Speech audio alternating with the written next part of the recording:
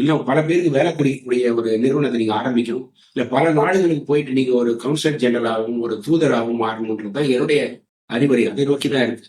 ஆனால் நீங்க வட்ட செயலாளர், மாவட்ட செயலாளராகவும், ஒரு விஓ ஆபீசராகவும், ஒரு மெட்ரோ வாட்டர் கனெக்ஷன் கொடுத்து 5-10க்கு கையேந்தி நிற்கக்கூடிய ஒரு அரசியல்வாதியாக நீங்கள் மீண்டும் மாறாதீர்கள். இதெல்லாம் தவிர்க்க முடியாது. ஊழல் எல்லாம் ஒழிக்க முடியாது. ஊழலே டெக்னாலஜியா மாறி போச்சு. ஊழலே கிடையாது.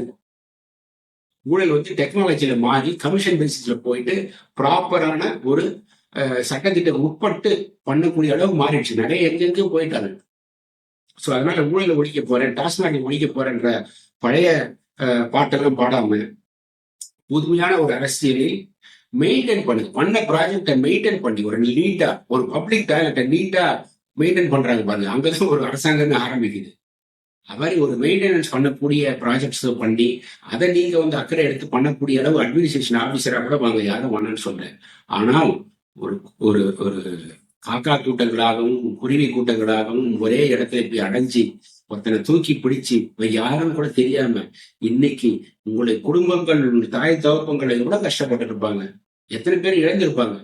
ஒரு இடத்துல கிளம்பி போறப்ப அம்மா போயிட்டு வரேன்னு சொல்றப்ப நீங்க அம்மா இல்ல, நான் எந்த மாதிரி ஒரு குடும்ப சூழ்நிலை, அப்பா இல்ல, நாளைக்கு அடுத்த மாசம் யார் நமக்கு வருமானம் கொடுப்பா.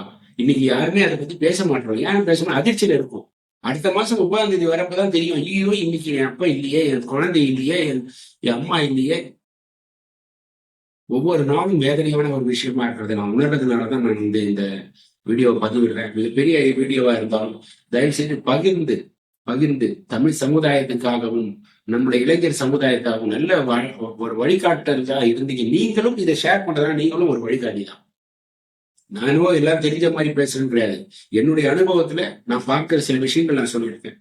இதை எல்லாரும் தான் சொல்றாங்க.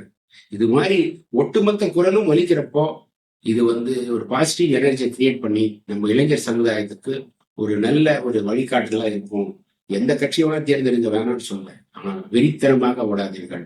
இந்த வண்டியெல்லாம் ஓட்டுறது, பஸ்ல போய் விடுறதெல்லாம் பாக்குறப்போ நீங்க ஹீரோவா, உங்களோட படிப்பு என்ன இருக்கு? உங்க அப்பா அதை பார்த்தாருன்னு ஒத்துப்பாரு. அண்ணன் தம்பிச்சு பார்த்தாங்கன்னா ஒத்துப்பாங்க.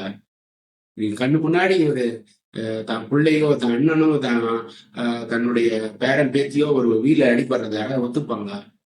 அதுக்கெல்லாம் யார் காரணம்? இது சொல்லுங்க.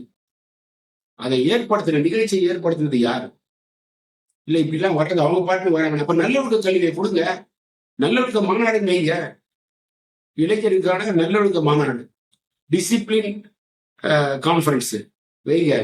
நான் வரேன், நான் பேசுறேன், நான் சொல்றேன்.